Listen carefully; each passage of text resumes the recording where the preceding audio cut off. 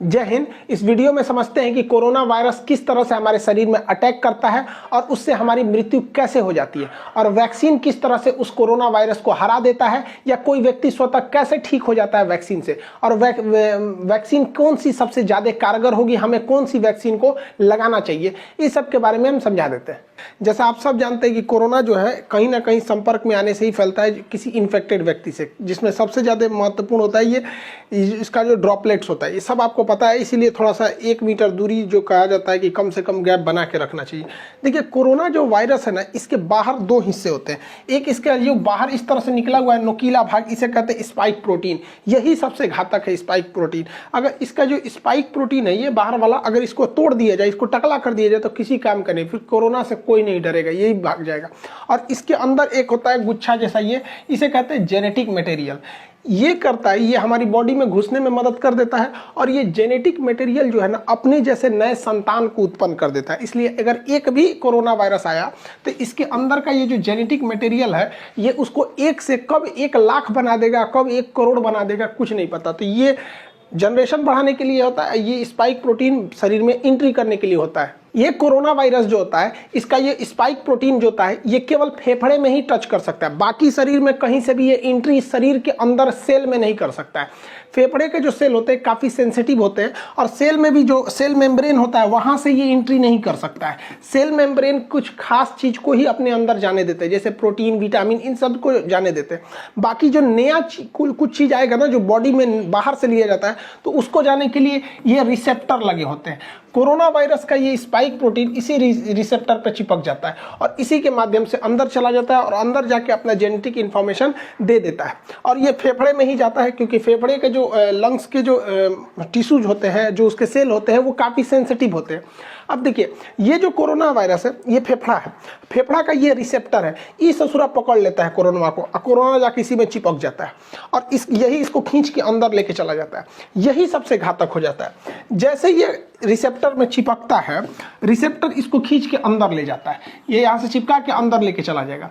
अंदर जाने के बाद इसका जेनेटिक मटेरियल जो है, आरएनए जो है, ये हमारे शरीर के अंदर जाके डीएनए से मैच करने लगता है। हम लोग के फेफड़ा के अंदर चला जाता है, और फेफड़ा के अंदर जाने के बाद जैसे ये इसके रिसेप्टर पे टच हुआ, इसका स्पाइक प्रोटीन, और ये इसको लेके अंदर गया, और अंदर जाने के बाद ये क्या करता है, हमारा न्यूक्लियस जो है, हमारे शरीर का जो न्यूक्लियस है, ये बहुत सीधा साधा है। इसको पता है कि स्पाइक प्रोटीन से जो भी ये रिसेप्टर से अंदर आ रहा है, वो ठीक ठाक आदमी है। तो इस ससुरा जो कोरोना है, इस सीधे जाके पूछता है न्यूक्लियस से कि फोटोकॉपी मशीन कहाँ है, कहाँ है वो फोटोकॉपी मशीन जिससे नए नए चीज़ों के बनते हैं। तो हमारे शरीर में फोटोकॉपी मशीन का काम करता है राइबोसोम। ये राइबोसोम धड़ाधड़ फोटोकॉपी करता है, किस चीज़ का, तो प्रोटीन का। तो हमारे शरीर में धड़ाधड़ प्रोटीन निर्माण करने का काम करता है यही राइबोसोम। अब देखिए, फोटोकॉपी मशीन की एक खराबी है, इस पर कौन सा पेपर रखे हैं, ये उसी का कॉपी करेगा, इसको नहीं पता कि कॉपी क्या हो रहा है। अब ये जो कोरोना वायरस है, इस रिसेप्टर के माध्यम से न्यूक्लियस में आ गया है, न्यूक्लियस इसको बता दिया कि राइबोसोम के पास चले जाओ, वही फोटोकॉपी करता है। अब ये छोटा जो कोरोना वायरस है, ये क्या करेगा, इस फोटोकॉपी के पास जाएगा, और यहाँ जो प्रोटीन वाला पेपर रखा है उसको हटा के अपना जेनेटिक मटेरियल रख देगा जो इसके अंदर है, मतलब अपने खानदान का फोटोकॉपी कराने लगेगा। अब एक कोरोना वायरस अंदर गया था, लेकिन राइबोसोम की मदद से वो अपने हजारों कॉपी अंदर बनाने लगा, और फेफड़ा के अंदर धड़ाधड़ धड़ाधड़ धड़ाधड़ कोरोना वायरस बनने लगे सब। अब हमारा ही बॉडी उसको कोरोना वायरस बना रहा है। सोचिए, हमारा खुद का फेफड़ा, हमारा खुद का राइबोसोम जो कल तक प्रोटीन का फोटोकॉपी करता था, उसके स्कैनर से प्रोटीन हटा के आरएनए, ये कोरोना वाला ने अपना आरएनए रख दिया, उसी का फोटोकॉपी कर रहा है। तो इसको रेप्लिकेशन कहा जाता है। बहुत तेजी से बढ़ते हैं सब यहाँ पर। अब पूरे फेफड़े में ना ये कोरोना वायरस घूमने लगते हैं। तो हमारे शरीर का जो इम्यून सिस्टम है, कहते हैं ये कौन चीज है रे, ये कौन चीज आ गया यहाँ पर। पूरा इम्यून सिस्टम कंफ्यूजन में हो जाता है, उसको पता नहीं चलता है कि है कौन, लेकिन ये समझ जाता है कि ठीक आदमी नहीं है, इसको मारना चाहिए। तो हमारे शरीर का जो इम्यून सिस्टम है, ये इसको लगता है मारने, धड़ धड़ धड़ धड़ धड़ मार काट करता है। तो हमारे शरीर को पता ही नहीं चल रहा, हम लोग ऐसे घूम रहे हैं आराम से, हम लोग के फेफड़ा में मार धाड़ चल रहा है। हमारा एंटीबॉडी जो है, ये हमारा इम्यून सिस्टम धड़ धड़ मार रहा है इसको। तो हम लोग को बुखार आना चालू हो जाता है, क्योंकि हमारे शरीर का ये डिफेंस मैकेनिज्म है कि जब भी अंदर मार धाड़ चलती है तो बुखार हो जाता है, ताकि वो टेम्परेचर से कोई कोई नए नए छोटे मोटे वायरस वगैरह ऐसे मर जाए, लेकिन ये ससुरा मरता नहीं है यहाँ पे, अरे मारे जा रहा है, मर ही नहीं रहा है यहाँ पे। तो न्यूक्लियस कहता है कि रे आप बकलोलवा, वो मारने से नहीं मरेगा, यहाँ फोटोकॉपी होके उधड़ाधड़ निकल रहा है, इसकी कमी ही नहीं कर सकते तुम मार के। तो ये कहता है कि भैया तो हम कौन सी करें। तो न्यूक्लियस इसको बताता है हमारे इम्यून सिस्टम को कि एक काम करो, तुम एंटीबॉडी बनाओ, क्योंकि इसको घुसने से रोको, क्योंकि अगर ये घुस जाएगा ना, एगो तो घुस के अपना फोटोकॉपी बना ही रहा है, इसको घुसने से रोको। तो ये कहता है कि क्या करे, ही रिसेप्टरवा नोच देगा।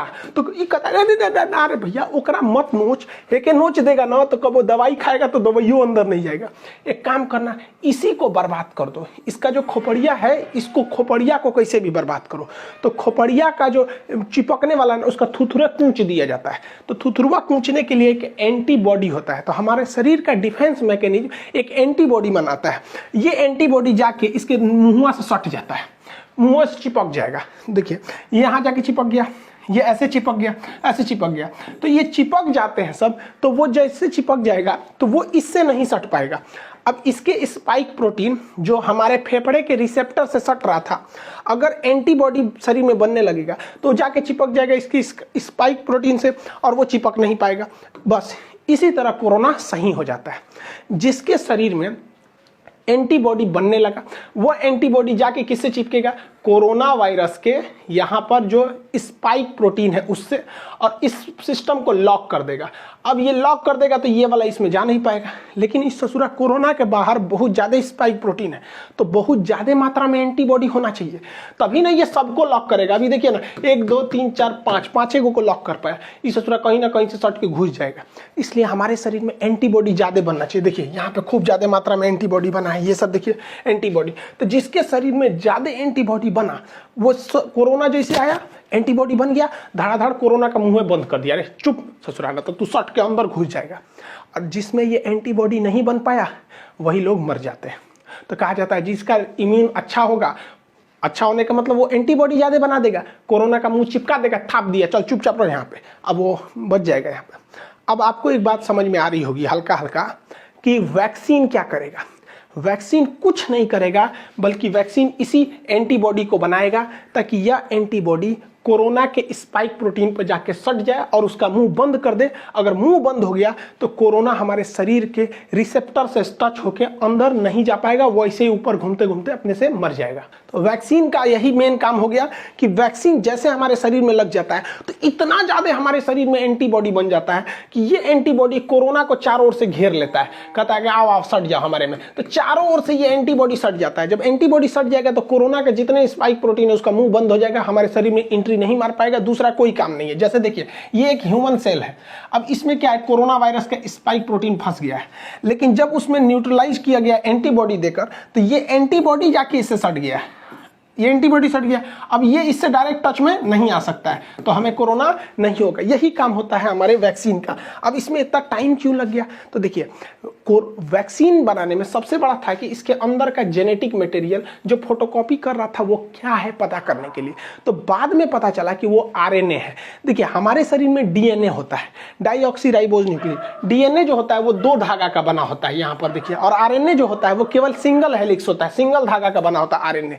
तो जितने वायरस होते हैं वो आरएनए होते हैं, ज्यादातर वायरस आरएनए। अब आरएनए को बनने में ज्यादा टाइम नहीं लगता है, खटाखट आरएनए बनता है, जबकि डीएनए बनने में टाइम लगता है। तो वायरस जो है बड़ा जल्दी जल्दी बनने लगते हैं सब यहाँ पे। तो वैज्ञानिकों ने इसी आरएनए को पकड़ के निकाला, इसलिए जितना वैक्सीन है सब वैक्सीन को आरएनए वैक्सीन, एमआरएनए वैक्सीन कहा जाता है। तो इस कोरोना का जो आरएनए है उसे वैज्ञानिकों ने निकाल लिया। अब देखिए हम लोग में तो डीएनए पाया जाता है, तो डीएनए नहीं है, देखिए डीएनए आरएनए में अंतर नहीं। एक उखाड़ दीजिए इसका तो क्या बन जाता है, आरएनए बन जाता है। तो डीएनए से आरएनए बनाया जा सकता है, उखाड़ के नोच लीजिए बस क्या बन जाएगा, आरएनए बन जाएगा। तो वैज्ञानिकों को कोरोना वायरस का आरएनए मिल गया। तो कोरोना कैसा वायरस है, एक आरएनए वायरस है, बस हमको ये मिल गया। अब वैज्ञानिकों ने क्या किया, इस आरएनए वायरस को केमिकल से कमजोर करके इसका नकल कर लिया, और इसे नकल करके जैसा इसके अंदर आरएनए था वैसे ही आरएनए को इंजेक्शन से हमारे बॉडी के अंदर भर दिया। और जैसे बॉडी के अंदर भरा तो बॉडी के अंदर क्या पहुंच गए सब, ये कोरोना वायरस। बट ये ओरिजिनल तो है नहीं, ये तो लैब में इन्होंने आरएनए से बनाया है, ओरिजिनल नहीं है।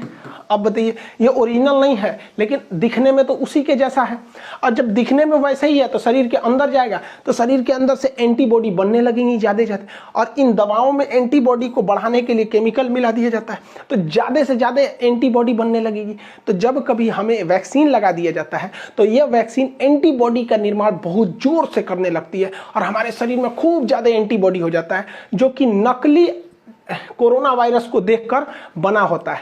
और इसी बीच में ना पूरे उस कोरोना वायरस को घेर लेते हैं, हमारे शरीर में पूरा का पूरा एंटीबॉडी हो गया। और जब कभी भी ओरिजिनल कोरोना आता है तो हमारे एंटीबॉडी घेर लेते हैं कोरोना का, चाचा आ गए, चाचा आ गए, चाचा को घेर लो, चाचा को घेर लो, पूरा घेर लेते हैं चाचा को, चाचा का थूथूर चिपका देता है, लो चुपचाप सट गया यहाँ पे, तो सटा लेते हैं सब। अब कोरोना तो कुछ कर नहीं पाएगा क्योंकि वो डायरेक्ट सेल मेम्ब्रेन में नहीं घुस सकता है, क्योंकि सेल मेम्ब्रेन सेमी परमेबल होता है। बायोलॉजी के बैच में पढ़ा दिए थे, सेमी परमेबल का मतलब होता है अर्धपारगम, मतलब किसी खास चीज को जाने देगा और कुछ खास चीज को ही आने देगा, उस खास चीज में कोरोना शामिल नहीं है। इसलिए कोरोना जब भी जाएगा तो रिसेप्टर से जाएगा, और ये एंटीबॉडी जाके कोरोना के स्पाइक प्रोटीन का मुंह चिपका दिया, रिसेप्टर से सटेगा नहीं। यही एक सिंपल फंडा होता है वैक्सीन का, ये वैक्सीन यही काम करते हैं सब। अब दुनिया के कई तरह के वैक्सीन है, जिसमें फाइजर जो है वैक्सीन, इस ससुरा अमेरिका का है, इसको -70 डिग्री पे रखना है, ये भारत में पॉसिबल ही नहीं है। हालांकि इसके साइड इफेक्ट ज़्यादा देखे गए। रूस का स्पुतनिक वैक्सीन है, और यूएनओ ने बनाया है गरीब देशों के लिए, अफ्रीका के लिए, जिसमें भारत की भी योगदान है। नोवावैक्स ये वैक्सीन है। ऑक्सफोर्ड यूनिवर्सिटी और एस्ट्राजेनिका ने मिलकर जो वैक्सीन बनाया है उसे भारत में नाम दिया गया कोविशील्ड। ये वैक्सीन भारत में बनी नहीं है, इसका प्रोडक्शन होगा serum institute of India Pune में, जिसके सीईओ हैं आदार पूनावाला। तो ये वैक्सीन है, जितनी वैक्सीन है ये सारी की सारी वैक्सीनें mRNA पर डिपेंड है, यानी आरएनए वैक्सीन है। मतलब कोरोना का कॉपी करे हमारे बॉडी में घुसा दो, उसको देखा देखी जब वो बनने लगेंगे एंटीबॉडी, तो उस एंटीबॉडी की मात्रा बढ़ा दो, और जब ओरिजिनल कोरोना आएगा तो उसका थुथुर चाप देंगे सभी, सब इसी पर काम करता है। लेकिन भारत का वैक्सीन इस पर काम नहीं करता है। भारत का वैक्सीन जो है भारत बायोटेक ने बनाया, इसे भारत बायोटेक ने, इसका नाम है कोवैक्सीन। ये अलग ही कंसेप्ट है। कोवैक्सीन में क्या किया गया है कि कोरोना वायरस को ही कमजोर करके उसको थूर कूच के हमारे शरीर में भर दिया गया है। अब बताओ, उसे थोड़ा थुरा कूचा गया है, इसका जेनेटिक मटेरियल को खूब अच्छा से कूच काच दीजिए और कूच काच के हमारे शरीर में भर दीजिए, और शरीर में जैसे भरेंगे तो जाएगा अंदर, न्यूक्लियस से कहेगा हमारा फोटोकॉपी बनाओ, ये बेचारा अपने कूचा गया है, एक फोटोकॉपियो निकलेगा तो ऊंचाई निकलेगा, तो हमारे शरीर के एंटीबॉडी आके छाप लेगा सब, इसको कहेगा मारो मारो मारो मारो मारो। अब भाई हमारे एंटीबॉडी इस कमजोर कोरोना को खूब अच्छा से मार देगा। यही वजह है कि शुरुआत में जब वैक्सीन लिया जा रहा है ना, तो कुछ कुछ लोगों को हल्का फीवर आ जा रहा है, क्योंकि वो तो ओरिजिनल लड़ाई चालू है, लेकिन वैक्सीन के थ्रू बहुत ही कमजोर वायरस डाल दिया है भारत, बहु ओरिजिनल वायरस, लेकिन वो इतना कमजोर है कि वो उसका बच्चा भी कमजोर पैदा हो रहा है। तो हमारे शरीर का एंटीबॉडी उससे खेल खेल के सीख ले रहा है, और इसी बीच जब ओरिजिनल वायरस आ रहा है तो उसको भी मार के कूच दे रहे हैं। जा ससुरा, भारत वाला शुरू से जुगाड़ पर डिपेंड है। अब हैंड सैनिटाइजर क्या करता है, देखिए भाई, सैनिटाइजर का काम क्या होता है। सैनिटाइजर जब हम मारते हैं ना, तो ये कोरोना वायरस का जो बाहरी खोल है ना, जिस खोल के ऊपर ये स्पाइक प्रोटीन है, तो ये जो होता है ये सैनिटाइजर इस स्पाइक प्रोटीन को कुछ नहीं करता है, बल्कि जिसके ऊपर इसका खोल है ना, ये खोपड़िए फाड़ देता है, उसको टकला कर देता है, इस तरह से खोखला करके टकला कर देगा, इसका पूरा का पूरा ऊपर का खोपड़िए झाड़ के टकला हो जाएगा। इस सूरत सैनिटाइजरवा जो है ना, ये तो वैक्सीनवा का बाप है। वैक्सीनवा तो खाली उसका ठोड़वे बंद कर रहा था, ये मारा पूरा टकले कर देता है उसको, अब उसका पूरा आरएनए बाहर निकल जाता है, तो कोरोना रोने लगता है, ओ माय गॉड मेरा आरएनए चल गया, अब क्या करेंगे आप। तो आप कहेंगे कि सैनिटाइजर वे काहे नहीं पी लेते हैं, सोचा सैनिटाइजरवा ज़्यादा पी लेंगे लोग ना तो फेफड़वा में, तो हम लोग कहीं सोचा रिसेप्टरवा जो है ना फेफड़ा का, एकरो नोच देगा, बस दिक्कत हो जाएगा, हम लोग भी मर जाएंगे लोग यहाँ पे। इसलिए सैनिटाइजर जो है वो केवल बाहर के काम में आता है, वो कोरोना वायरस के बाहरी लेयर को फाड़ देता है। दुनिया में बहुत सारे वैक्सीन है, जिसमें एक ये जितने वैक्सीन है ये आरएनए वैक्सीन है सब, जबकि भारत का जो वैक्सीन है भारत बायोटेक द्वारा, ये तो ओरिजिनल वायरस का ही वैक्सीन है। अब इसमें से सबसे अच्छा कौन है, तो देखिए सारे वैक्सीन अच्छे हैं, डिपेंड करता है किसको कहाँ के ट्रायल पर किया गया है। किसी को अमेरिका में, किसी को इंडिया में, सारे के सारे वैक्सीन एक जैसे हैं, कोई खराब नहीं है। जैसे हम आपसे कहते हैं कि कौन सा साबुन नहाने के लिए अच्छा है, तो भैया आप लाइफ बॉय से नहाओ, चाहे डिटॉल से नहाओ, चाहे पियर से नहाओ, कोई फर्क नहीं पड़ता है, नहा के आप वैसे ही निकलेंगे। जैसे हमारे जैसे आप घड़ी साबुन से नहा लीजिए, कोई फर्क नहीं पड़ता। अब जैसे हम लोग हैं, भैंस जैसे हम लोग का चमड़ा है, तो उस पर लक्स वगैरह सुनता ही नहीं है, तो घड़ी साबुन ये सब से नहा लीजिए, कोई फर्क नहीं पड़ता, सब एक जैसा है, कोई दिक्कत नहीं आएगा। वैक्सीन जो है वो 60 से 90% तक ही वो कारगर है। लेकिन फायदा क्या होगा? ऐसा नहीं है कि जिसे वैक्सीन लग गया उसे कोरोना नहीं होगा, होगा, उसको भी हो सकता है, बहुत कम चांस है। और अगर होगा भी ना तो वो घर पे ही ठीक हो जाएगा, मरेगा नहीं। वो सबसे बड़ा फायदा यही है वैक्सीन का, उसे दोबारा कोरोना हो जाएगा बट मरेगा नहीं। तो इससे अच्छा क्या चाहिए? बीमारी हो जाए, खांसी सर्दी हो के ठीक हो जाए, मरिए जा रहा है सोचो, इसमें ना दिक्कत हो जाता है, डेथ नहीं होगा। कोरोना वैक्सीन की 2 डोजेज लगाई जाएंगी। एक डोज से दूसरे डोज के बीच में 28 से 42 दिन का गैप रखा जाएगा। एक डोज मान के चलिए आप 1 तारीख को ले लिए, तो फिर 28 से 40 दिन के बीच में कभी भी एक डोज ले लीजिए, ताकि आपके बॉडी में 2 बार कोरोना वायरस को इंजेक्ट कराया जा सके वैक्सीन के माध्यम से, जिससे कि आपकी एंटीबॉडी रेडी हो सके, लड़ने के लिए तैयार रह सके। अब देखिए, एक रिसर्च करना ये है कि ऐसा माना जा रहा है कि अगर किसी व्यक्ति को पहला डोज अगर फाइजर का लगा दिया जाए और दूसरा डोज कोविशील्ड का लगा दिया जाए तो ये ज़्यादा असरदार होगा।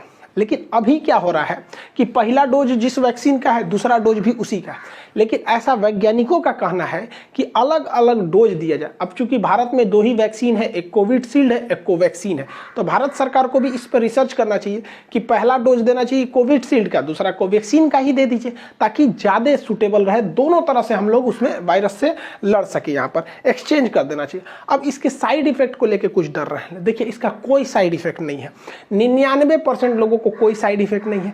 कुछ लोगों को हो रहा है हल्का बुखार, तो आपको बता ही दिए, क्योंकि जैसे वैक्सीन जाएगा मारधाड़ चालू होगा, हल्का बुखार होगा, पैरासीटामोल खा लीजिए, नॉर्मल 1 रुपये का कम्बीफ्लान या फिर कैल्पोल वगैरह कुछ भी खा लीजिए, नॉर्मल सही हो जाएंगे। यहाँ पर इससे ज़्यादा कुछ नहीं होगा। थोड़ा बहुत आपको, कुछ लोग को सर दर्द की शिकायत मिली गई है, करोड़ों में 1-2 ठोको। अरे यार, तो जो सर दर्द और बुखार नहीं झेल सकता है ससुरा, तो नहीं तो जी कह रहा है ससुरा, ओकरा से डर रहा है। यहाँ पे कोरोना से नहीं डर रहा है, डर रहा है कि वैक्सीन लगाएंगे तो बुखार हो। अब कुछ लोग का इसी में अफवाह उड़ा दिया कि वैक्सीन लगाने से मर जाएगा। भाई देखो, किसी को कोरोना वायरस हो गया है, अब वो आज ही इन्फेक्टेड हुआ है, तो उसको लक्षण तो आज नहीं दिखेगा, और आज ही अगर जाके वो वैक्सीन लगा ले और 1 हफ्ता बाद, वैक्सीन तुरंत तो काम नहीं करेगा एक ही डोज पे, और 1 हफ्ता बाद वो कोरोना से मर जाएगा, तो लोग उसे ये नहीं कहेंगे कि कोरोना से मरा है, लोग अफवाह उड़ा देंगे, सोच रहा है कि वो वैक्सीने से मरा है। ऐसा कोई नहीं है। 1-2 साक्ष्य हैं, तो अब बताओ ना, 8 करोड़ लोग को वैक्सीन लगा है, उसमें 50-60 लोग की डेथ हो गई, तो इससे ज़्यादा खतरा तो हम लोग को सड़क पे चलने पे रहता है, वहाँ एक्सीडेंट की संभावना ज़्यादा है। तो वैक्सीन से कोई खतरा नहीं। आप अपने उम्र के दायरे में आइए, वैक्सीन लगाइए। अप्रैल के महीने में जिनका उम्र 45 से ऊपर है उन्हें ही लग रहा है। लेकिन मोदी जी ने इजराइल को मॉडल को देखते हुए, हम एक पिछले वीडियो में बताए थे ब्रिटेन का मॉडल और इजराइल का मॉडल में, मतलब ब्रिटेन में भी वैक्सीनेशन से ही जीता था। तो इजराइल ने क्या किया, अपने पूरे पॉपुलेशन को, केवल बच्चों को छोड़ के सबको वैक्सीन लगा दिया, और वो दुनिया का पहला देश हो गया जो कोरोना मुक्त हो गया है। तो इसी को देखते हुए 1 मई से जिनकी उम्र 18 साल से ज़्यादा है वो सब कोरोना की वैक्सीन लगा सकते हैं। हाथ जोड़ते हैं भैया, सब लोग लगवा लो, क्योंकि ये जो नया वैक्सीन वायरस आया है, ये नए युवाओं को ज़्यादा इफेक्ट कर रहा है। अफवाहों पे मत जाइएगा। कुछ लोग का अफवाह ये है कि सरकार ना क्या कर रही है, गरीबों को मारने के लिए वैक्सीन दे रही है। अरे यार, तो कौन नशा करके रहता है, सब ये सब है नहीं। एक हमसे कह रहा है कि सरकार ये वैक्सीन लगाएंगे तो हमारा किडनी खराब हो जाएगा, कोई कह रहा है नपुंसक हो जाएंगे, कोनो कह रहा है 2 साल बाद मर जाएंगे। अरे यार, ऐसे लोग को पता नहीं कैसे सरकार झेलती है। ऐसे लोग को, सचुरों को जेल में डाल देना चाहिए, अफवाह फैलाने वालों को। कोई भी वैक्सीन से कोई दिक्कत नहीं होता है। मेरे पापा वैक्सीन लगाए, उनको शुगर है, उन्हें कोई प्रॉब्लम नहीं हुआ। मम्मी को इतना लोगों ने डरा दिया था, उनके रिलेटिव लोग इतना डरा दिए थे कि मम्मी कांप रही थी, ना बाबू हम वैक्सीन नहीं लगवाएंगे। हम कहे चलिए चुपचाप वैक्सीन लगाइए। मम्मी को वैक्सीन लगे हुए आज 10-12 दिन हो गए, कोई दिक्कत नहीं है। अब वो सबको समझाती है, नहीं नहीं लगा लो। और जो लोग मेरी मम्मी को डराते थे ना, अब मेरी मम्मी को देख के बाकी सब लोग लगा लिए यहाँ पे। तो आप लोग भी जागरूक होइए। ऐसे लोग जो हैं, जो जिंदगी में कुछ नहीं कर सके, वैक्सीन कहते हैं वैक्सीन मत लो। अजीब हाल है ससुरा सब यहाँ पे। एक मौलाना साहब हमसे आके कह रहे थे कि वैक्सीन सब गलत है यहाँ पे। हम कहा हाँ, आप वैक्सीन मत लीजिए, आप शिलाजीत लीजिए, आपके लायक यही है। आई होप आप वैक्सीनेशन और इसके कैसे काम करता है इसको समझे होंगे। नेक्स्ट वीडियो में हम आपको CT वैल्यू समझा देंगे और पल्स ऑक्सीमीटर वगैरह ये सारी चीज़ों को RT-PCR चेक कैसे होता है इसके बारे में बता देंगे। मिलेंगे नेक्स्ट क्लास में। जय हिंद।